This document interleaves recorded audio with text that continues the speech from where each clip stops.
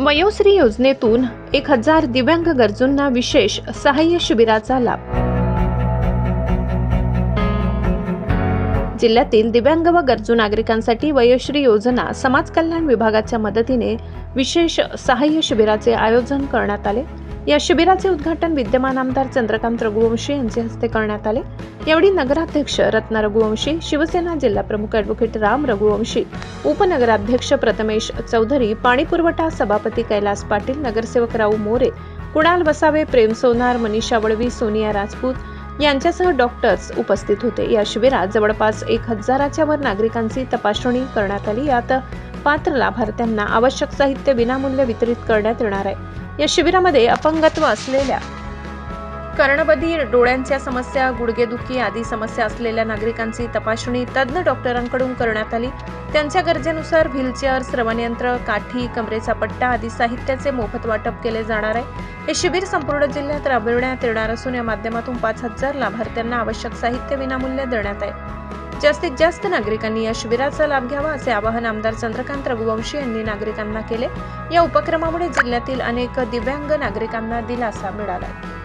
सरकारची योजना आहे। दुर्दैवाने नंदुरबार जिल्ह्याची नोंद तिथं नव्हती किंवा नंदुरबार जिल्ह्याचे लोकप्रतिनिधी एवढे ॲक्टिव्ह नव्हते, म्हणून कोणी घ्यायची हिंमत करत नव्हतं। मी सांगितलं की मी जिल्ह्याचा कॅम्प घ्यायला तयार आहे। जर जिल्ह्याच्याच नंदुरबारच्या ठिकाणी असेल तर मी जिल्ह्यातून लोक आणतो, इथं तपासतो।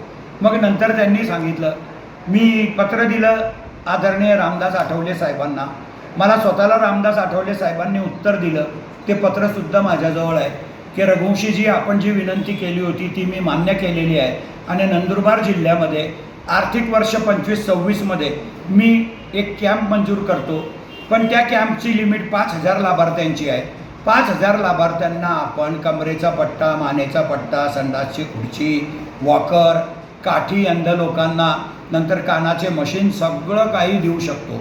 तर ती सगळी एक माणसाला 5-6 वस्तू भेटतात, तर त्याचे कॅम्प मग आपण प्रत्येक तालुक्यामध्ये लावले। माझे सगळे मित्र आमदार आहेत, त्या सगळ्यांना आमच्या दादा राजेश पाडवी यांना विनंती केली। आज नंदुरबारचं आहे, उद्या शेवटचं शिबिर हे नवापूरचं आहे। शिरीष नाईक यांनाही विनंती केली आहे आणि भरत गावितांनाही विनंती केली आहे की ते शिबिर यशस्वी करा तुम्ही। आणि त्या सगळ्या लोकांना एकच महिन्यामध्ये, कारण हे शेवटी आज ठरेल की किती लोक अपंग आहेत, कोणाला काय द्यायचं, पण या वस्तू कानपुरून येतात, त्याला यायला 1 महिना तरी लागतो। मी याच्यापूर्वी मी माझ्या स्वतःच्या हॉस्पिटल छत्रपती हॉस्पिटलला 2-3 शिबिरं घेतलेली आहेत। 3 शिबिरं घेऊन शेकडो लोकांना त्या वस्तूंचं वाटप केलं आहे। आत्ताही आपण करतोय। आपण एक केंद्राची सुद्धा मागणी इथं करतोय की ते कायमस्वरूपी इथं उघडावं। त्यांना वाटल्यास नंदुरबार नगरपालिकेकडनं मी जागा उपलब्ध करून नाही देईल, तर मी बांधूनही देईल। त्यांना जर केंद्र बांधून पाहिजे असेल तरी नंदुरबार नगरपालिका देईल, कारण शेवटी माझ्या जिल्ह्याच्या, माझ्या शहराच्या जनतेची कायमस्वरूपी सोय होणार आहे। आणि मग इथं या वस्तू स्टोअर राहतील आणि जो बी अपंग, जो बी पात्र राहिला त्याला त्याच दिवशी त्या वस्तू मिळतील। 1 महिना थांबायची बी गरज भासणार नाही। आत्तासुद्धा दुर्दैवानं ते केंद्र मंजूर आहे इथं, पण त्या केंद्राचं कवडीचं काम नाही।